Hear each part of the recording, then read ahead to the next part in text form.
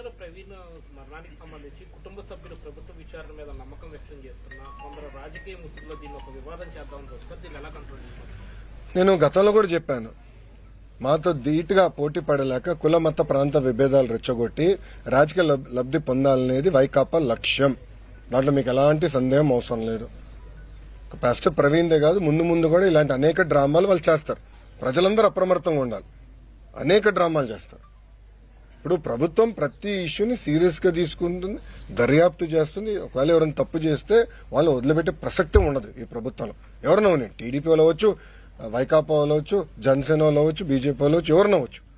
ఎవరిని వదిలిపెట్టదు. తప్పు చేస్తున్న మటుకు ఎవరిని వదిలిపెట్టదు ఈ ప్రభుత్వం.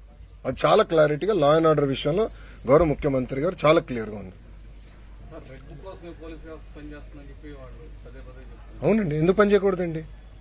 ఎందుకు పని చేయదండి? రెడ్ బుక్ లో ఏముంది? ఎవరైతే చట్టాన్ని ఉల్లంఘించి ప్రజల్ని కార్యకర్తలను ఇబ్బంది పెట్టారో వాళ్ళని వదిలిపెట్టను అన్నాను. అంటే వాళ్ళు చట్టాలు ఉల్లంఘించినట్టే కదా. చట్టాలు ఉల్లంఘించిన వాళ్ళపైన యాక్షన్ తీసుకున్నాం. అదే రెడ్ బుక్. యాక్షన్ తీసుకుంటాం, దాంట్లో ఎలాంటి డౌట్ లేదు. ఇది రాజారెడ్డి రాజ్యాంగం కాదండి. గేట్లకి తాళాలు కడతాం, ఏం తప్పు చేయనోడి పైన దొంగ కేసులు పెడతాం. అది ఎప్పుడు చేయలేదు.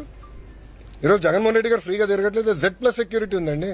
అరే పవన్ అన్న కన్నా ఎక్కువ సెక్యూరిటీ ఉంది ఆయనకి. భలే ఉన్నారు. పవన్ అన్న కన్నా ఎక్కువ సెక్యూరిటీ ఆయనకు ఉంది. పవన్ అన్న classification Z category, Jaganmohan Reddy గారికి Z+.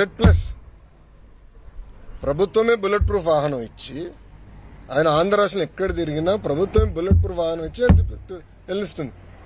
ఏనాడు ఆయన గేటుకి మేము తాడుగట్లేదే, ఏనాడు ఆయన చేయాల్సిన కార్యక్రమం మేము అడ్డుపడలేదే, పర్మిషన్ కూడా మేము పోలేదే. ప్రభుత్వం చాలా క్లియర్. ప్రజాస్వామ్యంలో ఆయన చెప్పాల్సిన చెప్పుకోనివ్వండి, దాన్ని ఎట్లా తిప్పుకొట్టాలో మాకు తెలుసు.